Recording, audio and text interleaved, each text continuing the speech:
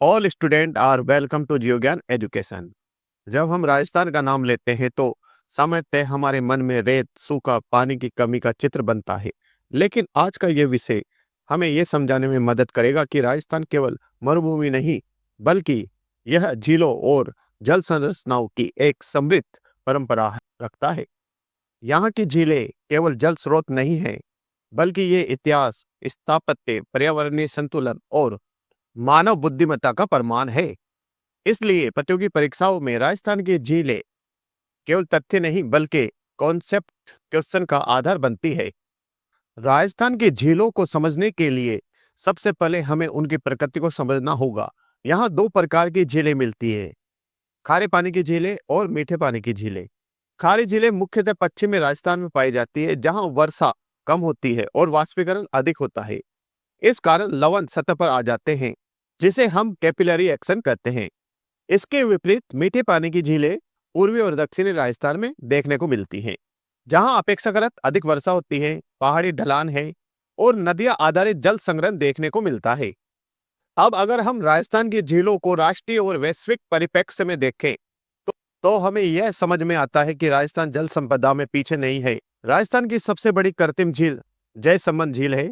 भारत में सबसे बड़ी मीठे पानी की झील वोलर झील है, जो जम्मू कश्मीर में स्थित है। विश्व स्तर पर सुप्रिय झील है। इसी तरह राजस्थान की सबसे बड़ी खारी झील सामर झील है और सबसे ऊंचाई पर स्थित झील नक्की झील है, जो माउंट आबू में स्थित है। यहाँ कृत्रिम और प्राकृतिक का अंतर परीक्षा में कई बार पूछा जाता है। बीकानेर और जैसलमेर जैसे शुष्क क्षेत्रों में भी झीलों का होना अपने आप में एक चमत्कार है। कोलायत झील धार्मिक और ऐतिहासिक दृष्टि से महत्वपूर्ण है। गजनेर झील शिकार गाह और जल संग्रहण दोनों के लिए जानी जाती है। अमर सागर और गढ़ीसर झील जैसलमेर की जल संस्कृति का प्रतीक है। ये झीलें बताती हैं कि कैसे सीमित संसाधनों में भी जल संरक्षण संभव है।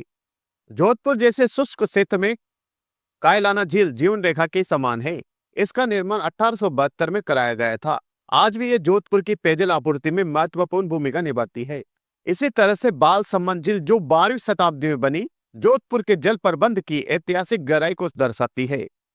अजमेर की पहचान केवल धार्मिक नगरी के रूप में ही नहीं, बल्कि जल संरचनाओं के केंद्र के रूप में भी रही है। आना सागर झील और फायर सागर झील न केवल पेयजल स्रोत रही है, बल्कि शहरी नियोजन का आधार भी बनी है। ये झीलें दर्शाती है कि मध्यकालीन भारत में जल प्रबंध कितना विकसित था। नक्की झील राजस्थान की सबसे ऊंचाई पर स्थित झील है, जो माउंट आबू में स्थित है। लोक कथाओं में इसे देवताओं से जोड़ा जाता है, लेकिन भूगोल की दृष्टि से यह एक प्राकृतिक झील है।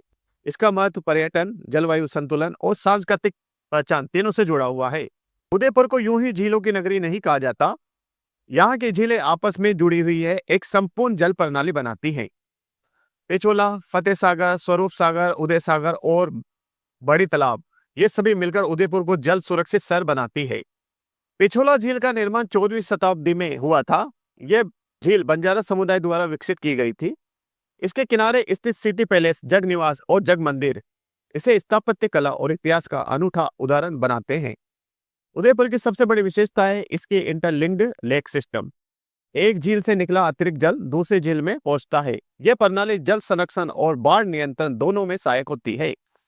इस सिस्टम को ट्रेडिशनल वाटर मैनेजमेंट सिस्टम के रूप में देखा जाता है। फतेह सागर झील आधुनिक और पारंपरिक जल प्रबंध का संगम है। इसके निकट स्थित सोलर ऑब्जर्वेशन इसे वैज्ञानिक दृष्टि से भी महत्वपूर्ण बनाता है। यह झील दर्शाती है कि जल संरक्षण केवल अतीत नहीं, वर्तमान भी है। जयसमंद झील राजस्थान की सबसे बड़ी कृत्रिम झील है। इसका निर्माण 17वीं शताब्दी में हुआ था।